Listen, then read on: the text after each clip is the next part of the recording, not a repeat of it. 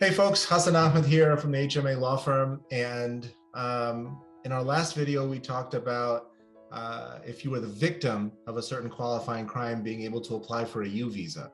Well, what if you weren't the victim of a crime, but you were just a witness, that you witnessed something happening to somebody else? Well, under certain circumstances, even being a witness to a crime can qualify you for a U visa if you can show that you were directly or severely affected by it. So for example, we've had cases, for example, where, God forbid, parents have had to witness the abuse of their children, even though they weren't directly the victims of the crime, because they were standing, because they were nearby, because they were a bystander, because they were related, to the actual victim of the crime, they're able to qualify for a U visa. Just by itself, being a witness does not actually give you the right to apply for a U visa. You're still going to have to show some sort of effect or some sort of impact from the crime itself and be in a qualifying relationship with that victim, or being a bystander, close enough bystander to be able to apply for that type of visa, that type of relief.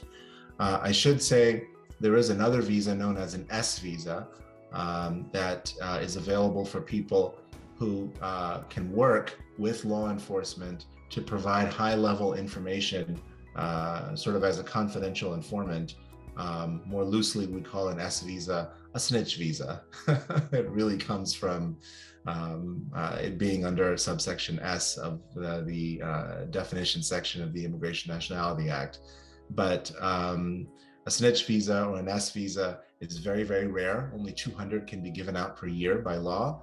And as a practical matter, only a handful, 2, 3, 4, 5, some years even none are given out. So they're very, very difficult to get. You really have to have crucial information that the federal government cannot, or the prosecuting authority cannot get from anywhere else. But aside from that, being a witness to a crime, unless you can show that it qualifies under a U visa, or you have information that's hot enough for an S visa, those are going to be your only options. We have dealt with all of these cases at our firm. Would encourage you, if there's a way to qualify you, we will find it. Thanks so much for the question.